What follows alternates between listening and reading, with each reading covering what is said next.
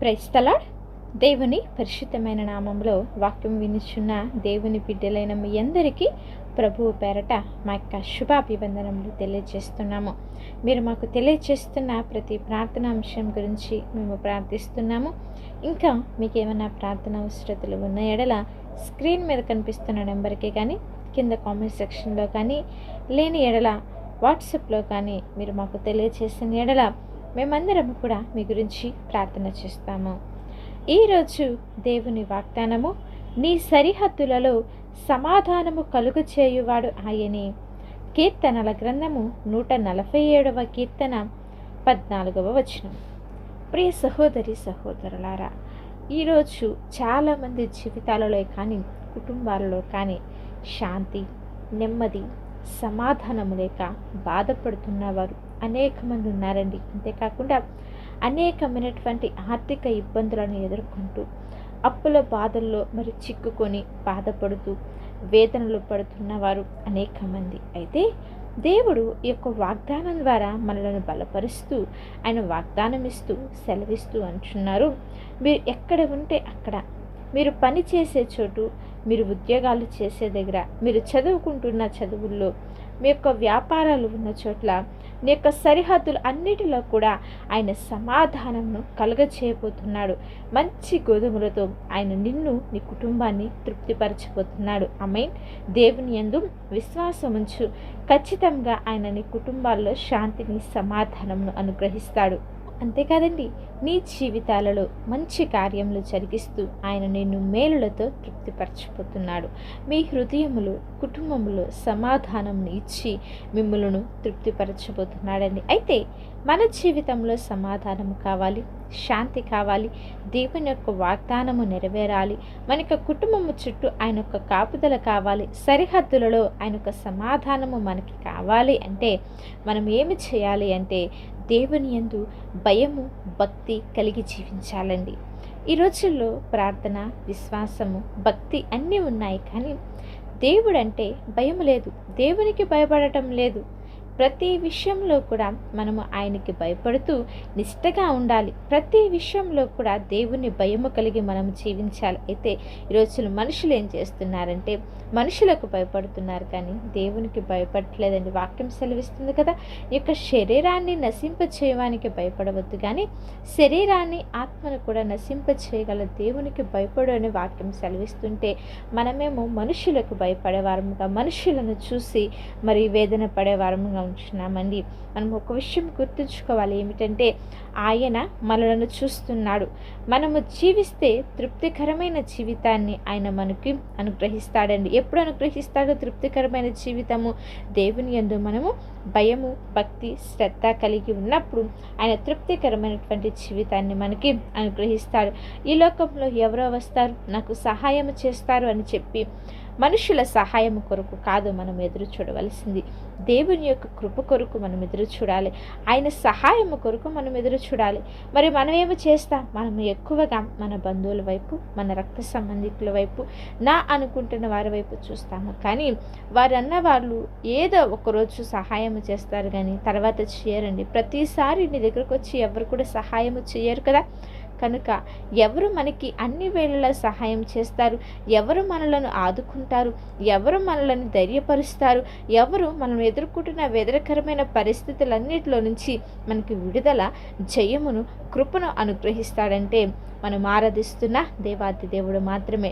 ఆయన మాత్రమే మనకు ధైర్యం అనుగ్రహించగలడు, ఆయన మాత్రమే మనకు సహాయం చేయగలడు, ఆయన మాత్రమే మన జీవితాలలో సమాధానం అనుగ్రహించగలడు, ఆయన మాత్రమే మన పడుతున్న ప్రతి ఒక్క దుఃఖకరమైన పరిస్థితుల్లో నుంచి విడుదల అనుగ్రహించగలడు.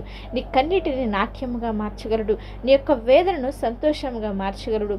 నువ్వు పడుతున్న ప్రతి ఒక్క బాధనంతటిని కూడా తొలగించి నీ కుటుంబాల్లో శాంతిని, సమృద్ధిని కలుగు చేయవాడు ఆయనే. కాబట్టి ఆయన కృప కొరకు మనము ఎల్లప్పుడూ కూడా కనిపెట్టి ప్రతి నిత్యము, ప్రతి క్షణము కూడా ఆయన్ని స్తుతిస్తూ, కొనియాడుతూ దేవాది దేవుని యొక్క నామాన్ని మనము గణపరిచేవారంగా, సన్నుతించేవారంగా ఉండాలండి. మరి దేవదూతలంట నిత్యము కూడా ప్రతి క్షణము దేవుణ్ణి స్తుతిస్తూ పరిశుద్ధుడు, పరిశుద్ధుడు, పరిశుద్ధుడు అంటూ ఆయన యొక్క నామాన్ని కొనియాడుతూనే ఉన్నారు, స్తుతిస్తూనే ఉన్నారు కదా. ఆయన ఎవరు? స్తుతులకు పాత్రుడు, స్తోత్రార్హుడు.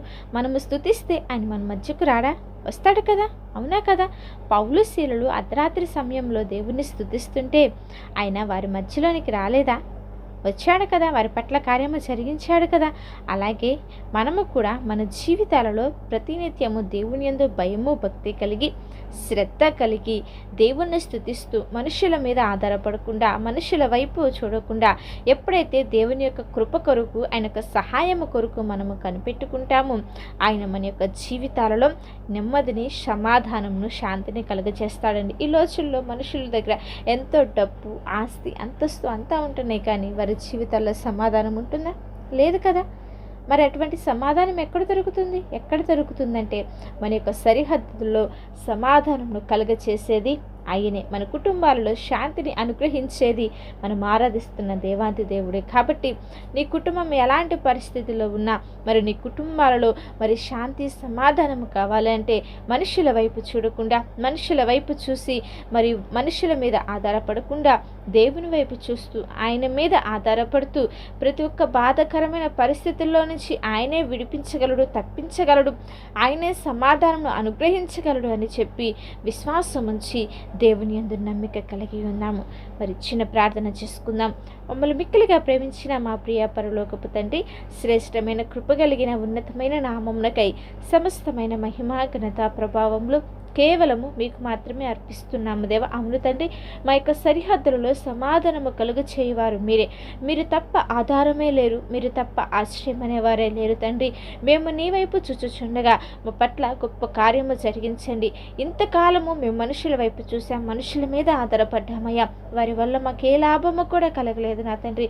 ఇక్కడ నుంచి మేము నీ వైపు చూచుచుండగా కుటుంబాలలో శాంతిని సమాధానమును నెమ్మదిని మీరు అనుగ్రహించమని వేడుకుంటున్నాం. బిడ్డల పట్ల గొప్ప కార్యములను నూతన క్రియలను మీరు జరిగించండి. వారు ఎదుర్కొంటున్న ప్రతి ఒక్క ఆర్థికపరమైన ఇబ్బందుల్లో నుంచి ప్రతి ఒక్క అనారోగ్య పరిస్థితుల్లో నుంచి విడుదల దయచేయండి. సంపూర్ణ ఆరోగ్యంను స్వస్థతను మీరు దయచేయమని ప్రార్థిస్తున్నాం. స్వస్థపరిచేది మీరే, విడుదల కలిగించేది మీరే. మీరు పొందిన గాయాల చేతనే మాకు స్వస్థత కలుగుతుంది ప్రభువా.